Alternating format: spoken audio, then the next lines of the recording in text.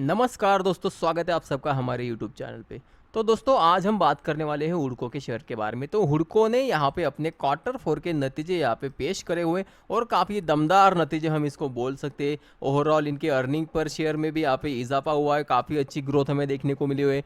और साथ में ही इनका रेवेन्यू ईयर ऑन ईयर भी बढ़ा हुआ है, क्वार्टर ऑन क्वार्टर भी अच्छे नतीजे यहाँ पे आए हुए हैं। प्रॉफिट मार्जिन भी इनकी अच्छी खासी बढ़ के आए हुए। तो ओवरऑल इनका जो क्वार्टर फोर का रिजल्ट है पूरा डिटेल में हम इसका विश्लेषण करने वाले हैं। साथ में इन्होंने जो यहाँ पे डिविडेंड डिक्लेयर किया हुआ है, तो डिविडेंड के बारे में भी हम बात कर लेंगे, किस तरीके का डिविडेंड इन्होंने यहाँ पे दिया हुआ है। साथ में हम देखेंगे कि मैनेजमेंट का यहाँ पे क्या कहना है, आगे आने वाले दिनों में इनका क्या विजन है। तो ओवरऑल बात कर लेंगे हुडको के शेयर के बारे में। तो चलिए दोस्तों वीडियो शुरू करते हैं। तो दोस्तों सबसे पहले हम बात कर लेंगे आज की जो मूव आई हुई है। आज यहाँ पे देख सकते हो काफ़ी अच्छी गिरावट हमें इंट्राडे में देखने को मिली हुई थी स्टॉक में। लगभग जहाँ से स्टॉक ने ब्रेकआउट दिया हुआ था, तो कहीं ना कहीं उसी लेवल को स्टॉक ने वापस से रिटेस्ट भी किया हुआ है। अभी यहाँ पे देख सकते हो मैंने वन डे टाइम फ्रेम का चार्ट यहाँ पे लगाया हुआ है, और जो ट्रेंड लाइन मैंने यहाँ पे ड्रॉ करी हुई थी, लगभग जब उस ट्रेंड लाइन का यहाँ पे ब्रेकआउट हुआ तो उसके बाद में स्टॉक ने अच्छा खासा यहाँ पे अपसाइड का मोमेंटम दिया हुआ था, और ऊपर में 2-3 दिन यहाँ पे थोड़ा सा सस्टेन करने का कोशिश किया। लेकिन आज के दिन वोलेटिलिटी की वजह से स्टॉक आपका इंट्राडे में लगभग इसी ट्रेंड लाइन को रिटेस्ट करने के लिए भी आया हुआ था। तो ये जो थी ना 250 तक के लेवल तक ये स्टॉक आपका आ चुका था। तो कहीं ना कहीं आई थिंक ये अच्छा खासा आपको इन्वेस्टमेंट का ये स्टॉक ने मौका दे देता है, क्योंकि मंडे के दिन अभी ये स्टॉक हो सकता है आपका गैप अप खुल जाए और आपको बाद में कभी चांस ही ना मिले। और एक बार ये स्टॉक आपका ये 275 के लेवल के ऊपर अगर निकल जाए तो यहाँ से लंबी तेजी स्टॉक में बन सकती है। तो चलिए दोस्तों ओवरऑल अभी देख लेते हैं इसकी रिजल्ट्स किस तरीके से आए हुए थे। तो दोस्तों आप यहाँ पे देख सकते हो आज के दिन 24 मई को इन्होंने एनएससी बीएससी दोनों को भी यहाँ पे अपडेट किया हुआ है उनके रिजल्ट्स के बारे में। साथ में ही सबसे पहले हम बात कर लेंगे इनके फाइनल डिविडेंड की। तो यहाँ पे आप देख सकते हो इन्होंने लगभग 2.65 रुपीज़ पर शेयर का इन्होंने डिविडेंड यहाँ पे जाहिर किया हुआ है। अभी इसकी जो एक्स डेट वगैरह होगी, ये जो है इनकी जो एजीएम रहेगी ना, ये एजीएम में पता चल जाएगा कि इसकी एक्स डेट क्या है क्या नहीं, क्योंकि अभी शेयर होल्डर्स का अप्रूवल वगैरह इन सब के लिए पेंडिंग है। बाकी अगर आप बात करोगे डिविडेंड कब यहाँ पे क्रेडिट हो जाएगा, तो इन्होंने बताया कि लगभग 30 डेज़ में ये डिविडेंड आपको आ जाएगा, और जब से इसका अप्रूवल डेट आ जाएगा तब से। तो कहीं ना कहीं अभी 2.65% का डिविडेंड, मतलब अगर आप यहाँ पे शेयर प्राइस से कंपेयर करोगे तो एक लगभग 1% का यहाँ पे हमें डिविडेंड देखने को मिल रहा है। तो इसकी डिविडेंड रेट भी लगभग 1.65 के आसपास में कुछ निकल के आती है, तो ठीक ठाक डिविडेंड माना जाएगा।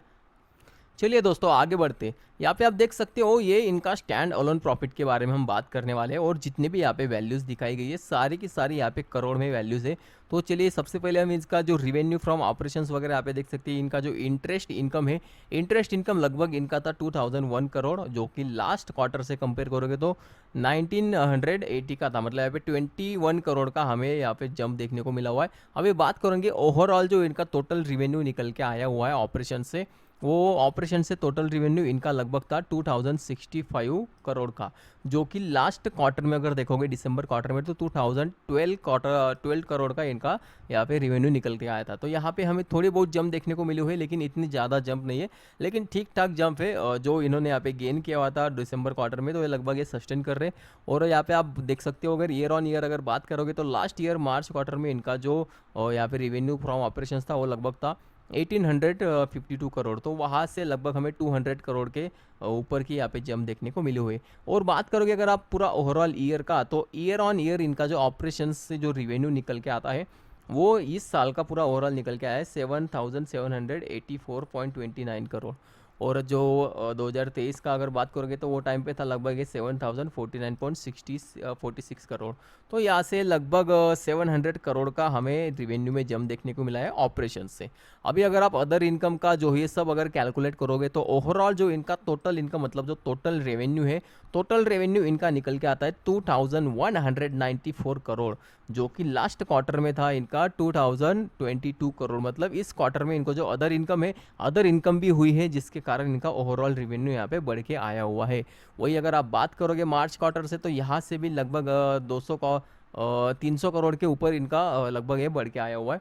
वही अगर आप यहाँ पे बात करोगे ईयर ऑन ईयर, तो यहाँ पे हमें क्लियर कट शो हो रहा है लगभग 900 करोड़ के आसपास का जंप देखने को मिल रहा है। चलिए दोस्तों अभी यहाँ पे बात कर लेंगे इनके एक्सपेंसेस की, क्योंकि एक्सपेंसेस भी काफ़ी इंपॉर्टेंट रहते हैं। तो ओवरऑल अगर आप रेवेन्यू की बात करोगे तो यहाँ पे हमें ग्रोथ देखने को मिल रही है। ठीक है, ऐसा नहीं है कि स्टॉक आपका एक आध साल चल रहा है उसके बाद में कुछ कुछ ग्रोथ नहीं कर रहा। तो कहीं ना कहीं यहाँ पे ग्रोथ तो हमें दिख रहा है, ऐसा नहीं कि ग्रोथ नहीं हो रहा है, ग्रोथ यहाँ पे हो रहा है। अभी बात कर लेंगे इनके जो टोटल एक्सपेंसेस, तो देखिए यहाँ पे इनकी अचीवमेंट क्या है, इनका रिवेन्यू बढ़ा है quarter on quarter, year on year दोनों तरफ से। अच्छी बात क्या है कि इनका जो यहाँ पे एक्सपेंसेस था, एक्सपेंसेस इन्होंने कम किया हुआ है। यहाँ पे देख सकते हो दिसंबर क्वार्टर में एक्सपेंसेस था 1326 करोड़, वो अभी है 1250 करोड़। तो एक्सपेंसेस कम हुए हैं, मतलब कंपनी यहाँ पे अच्छा काम कर रही है, अपने एक्सपेंसेस भी कम कर रही है, रिवेन्यू भी बढ़ा रही है। तो कहीं ना कहीं कंपनी के अंदर अच्छे डेवलपमेंट यहाँ पे हो रहे अच्छी साइन है। ये जो साइन है ना, साइन काफ़ी अच्छा है कि कंपनी अपना रेवेन्यू बढ़ा रही है और एक्सपेंसेस कम कर रही है। चलिए दोस्तों, अभी बात कर लेते हैं प्रॉफिट बिफोर टैक्स की। तो यहाँ पे प्रॉफिट बिफोर टैक्स आप देख सकते हो 943 करोड़ का टोटल प्रॉफिट हुआ है इनको। और यहाँ पे देख सकते हो लास्ट क्वार्टर में था लगभग 696 करोड़। तो अच्छा खासा जंप हमें देखने को मिल रहा है, लगभग 35 to 30% के आसपास का जंप यहाँ पे देखने को मिल रहा है। यहाँ पे आप देख सकते हो ईयर ऑन ईयर भी हमें अच्छा खासा जंप देखने को मिला है, लगभग 864 करोड़ था, वही निकल के आया 943 करोड़। तो यहाँ पे भी लगभग 80 करोड़ के आसपास का इन्होंने जंप देखने को मिला है प्रॉफिट बिफोर टैक्स में। ईयर ऑन ईयर बात करोगे तो यहाँ पे भी लगभग 600 करोड़ के आसपास का जंप हमें देखने को मिल रहा है। तो किसी भी लिहाज से स्टॉक ने अच्छे रिजल्ट तो यहाँ पे ज़रूर पोस्ट करे हुए हैं। यहाँ पे चलिए अभी डायरेक्टली बात करेंगे टोटल टैक्स वगैरह ये निकलने के बाद जो इनका पैट बचता है, टोटल जो प्रॉफिट नेट प्रॉफिट निकल के आता है आफ्टर टैक्स वगैरह पे करने के बाद, तो 700 करोड़ का इनका प्रॉफिट निकल के आया है इस क्वार्टर का। वो आपका अगर कंपेयर करोगे तो दिसंबर क्वार्टर में लगभग था 519 करोड़ का। तो यहाँ से कंपेयर करोगे तो लगभग 180 करोड़ का जंप हमें देखने को मिला हुआ है।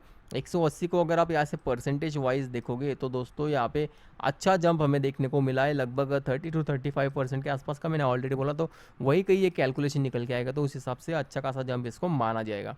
वही अगर आप यहाँ पे बात करोगे ईयरली, तो ईयरली आप देख सकते हो लास्ट ईयर का पूरा ओवरऑल इनका जो नेट प्रॉफिट था वो था 1701 करोड़ का। इस ईयर का जो निकल के आया है वो है लगभग 2116 करोड़ का। तो अच्छा खासा जंप हमें यहाँ पे भी लगभग 25% के आसपास का जंप देखने को मिल रहा है। तो जंप काफ़ी अच्छा है, रिजल्ट्स मेरे हिसाब से काफ़ी अच्छे हैं। अभी रिजल्ट्स की जो मेन चीज़ है, इंपॉर्टेंट बात हम यहाँ पे डिस्कस करेंगे। देखिए यहाँ पे आप देख सकते हो, फंडामेंटल्स भी बात कर लेंगे, स्टॉक कैसा है क्या नहीं देख लेंगे। उससे पहले यहाँ पे जो इंपॉर्टेंट चीज़ें मैं आपको बता देता हूँ। इनकी जो प्रॉफिट मार्जिन है, देख सकते हो आप, फाइनेंशियल मार्जिन। तो यहाँ पे लगभग एक अच्छी खासी इंप्रूवमेंट हमें देखने को मिली हुई है, जो लगभग लास्ट 2-3 क्वार्टर से 32-34 के बीच में कुछ था, वो अभी यहाँ पे 40% तक ये पहुँच चुके हैं। और कहीं ना कहीं जो 46-60% की इनकी जो मार्जिन थी, तो उसकी तरफ ये लोग बढ़ते हुए देख रहे हैं, क्योंकि इन्होंने अपने एक्सपेंसेस यहाँ पे कम करे हुए और अच्छा खासा लगभग 6% का जंप हमें एक ही क्वार्टर में देखने को मिला हुआ है। तो काफ़ी अच्छा इसको इंसेंटिव बोला जाएगा। और तो और यहाँ पे आप देख सकते हो जो इनका अर्निंग पर शेयर है, अर्निंग पर शेयर में भी हमें अच्छी खासी बढ़ोतरी देखने को मिली हुई। लास्ट क्वार्टर में जो अर्निंग पर शेयर इनका था 2.59, वो निकल के आए 3.50। अभी अर्निंग पर शेयर बढ़ना पॉजिटिव क्यों होता है? अगर अर्निंग पर शेयर अगर आपका बढ़ेगा ना, तो स्टॉक का जो पी है, पी रेशियो स्टॉक का कम हो जाएगा। तो क्या हो जाएगा? स्टॉक ऑटोमेटिकली सस्ता हो जाएगा। तो जिस भी लेवल पे स्टॉक ट्रेड कर रहा है वहाँ पे बाइंग आ सकती है। तो हो सकता है ये जो दो चीज़ें हैं रिजल्ट्स में मुझे काफ़ी पर्सनली पॉजिटिव लगी। तो हो सकता है इसकी वजह से स्टॉक आपका मंडे के दिन अच्छा खासा गैप अप भी खुल सकता है। देखते हैं मंडे के दिन कहाँ पे खुलेगा, उस हिसाब से लेवल में आपको अपडेट कर दूंगा टेलीग्राम चैनल पे। तो अभी ओवरऑल हम इसकी बात कर लेंगे कि इसका फंडामेंटल देख ले कि यहाँ पे आप देख सकते हो मार्केट कैप के हिसाब से लगभग 51,799 करोड़ की कंपनी है। तो मिड कैप कंपनी है, स्टॉक का पी 24.5 है, return on capital employed, return on equity ठीक ठाक है। उसके बाद में यहाँ पे आप देख सकते हो बुक वैल्यू 83 की है और स्टॉक अपना ट्रेड कर रहा है यहाँ पे 259 के लेवल पे। तो यहाँ से अगर आप कंपेयर करोगे तो लगभग 3.25x यहाँ पे ये ट्रेड कर रहा है अपने बुक वैल्यू से। तो जनरली इतना तो बनता है, ठीक है। अगर आप कहीं भी जाओगे तो लगभग 3 टाइम्स तो अपने बुक वैल्यू से कोई भी स्टॉक लगभग ट्रेड करता ही है। मतलब ज़्यादातर स्टॉक यहाँ पे ट्रेड करते, काफ़ी सारे ऐसे स्टॉक है जो लगभग यहाँ पे 40 गुना 50 गुना अपने बुक वैल्यू से ट्रेड करते। तो उस हिसाब से कुछ यहाँ पे दिक्कत वाली बात मेरे हिसाब से नहीं है। यहाँ पे फेस वैल्यू 10 की, मतलब स्टॉक आने वाले दिनों में अपना स्प्लिट भी हो सकता है, 1:10 1:5 जो भी बोर्ड यहाँ पे अप्रूव करते हैं उस हिसाब से स्टॉक स्प्लिट होने के चांसेस भी यहाँ पे पूरे पूरे बनते हैं। डिविडेंड यील्ड 1.49, ठीक है, ये तो ऑलरेडी हमने डिस्कस कर लिया। तो फंडामेंटली यहाँ पे कोई दिक्कत वैसे देखने को नहीं मिल रही है। अभी यहाँ पे अगर कंपैरिजन की बात करोगे तो यहाँ पे कंपैरिजन में इसको LIC हाउसिंग फाइनेंस है, PNB हाउसिंग है, आधार हाउसिंग, एप्टस वैल्यू वगैरह, इन सब कंपनी यहाँ पे कॉम्पिटिटर्स है। तो इनकी अगर आप पी की बात करोगे तो इनमें लगभग 25 के आसपास में ही लगभग प्रीमियम निकल के आता है। तो उस हिसाब से भी पी रेशियो के हिसाब से भी स्टॉक कोई ऐसा ज़्यादा महंगा स्टॉक नहीं है, तो ठीक ठाक यहाँ पे स्टॉक है। बुक वैल्यू के हिसाब से भी ठीक ठाक है, और जो रिजल्ट्स इन्होंने पोस्ट करे हुए काफ़ी अच्छे रिजल्ट्स है। ईयर ऑन ईयर अगर आप यहाँ देखोगे तो लगभग 2117 करोड़ का यहाँ पे निकल के आया है प्रॉफिट इनका। तो अच्छा खासा रिजल्ट्स यहाँ पे जंप देखने को मिला हुआ है। ईयर ऑन ईयर जो अभी तक इतना जंप नहीं मिला था, लगभग 2019 से और 2020 में जो जंप मिला था वो अच्छा खासा जंप था। सेम जंप आपको यहाँ पे लगभग उतना तो नहीं मिला, लेकिन लगभग 25% के आसपास का जंप देखने को मिला हुआ है। तो कहीं ना कहीं ये अच्छा रिजल्ट इसको माना जाएगा। तो चलिए दोस्तों, अभी देख लेते हैं कंपनी की प्रोफाइल के बारे में। तो सबसे पहले मैं आपको बता दूँ, हुडको जो है आपका पीएसयू स्टॉक है। काफ़ी सारे लोगों को पता नहीं है हुडको क्या है। तो हुडको पीएसयू कैटेगरी में आता है, गवर्नमेंट कंपनी है। और इसका जो मेन यहाँ पे बिजनेस मॉडल है वो ये है कि हाउसिंग को, जो भी यहाँ पे अर्बन डेवलपमेंट में जो भी हाउसिंग वगैरह डेवलपमेंट होती है तो उनको ये लोग फाइनेंस करते हैं। तो कहीं ना कहीं गवर्नमेंट कंपनी है।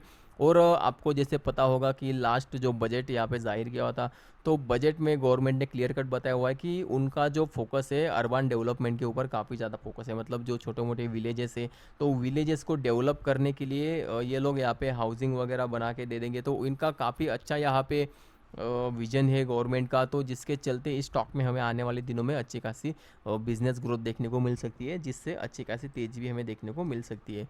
तो दोस्तों, कुछ इस तरीके का स्टॉक है, पीएसयू स्टॉक है। फंडामेंटली मुझे स्ट्रांग लग रहा है स्टॉक।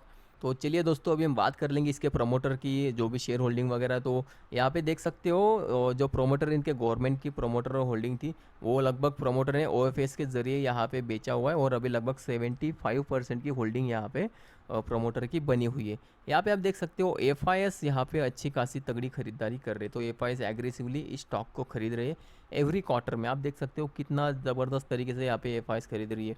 उसके बाद में डीआईएस भी यहाँ पे देख सकते हो, एफआईएस डीआईएस दोनों काफ़ी तगड़ी तरीके से इस स्टॉक को खरीद रहे हैं। पब्लिक की बात करोगे तो पब्लिक भी यहाँ पे अच्छा खासा खरीद रही है। पब्लिक का भी अच्छा खासा स्टेक यहाँ पे है, और एफआईएस के पास लगभग 1.91% का स्टेक अभी बना हुआ है।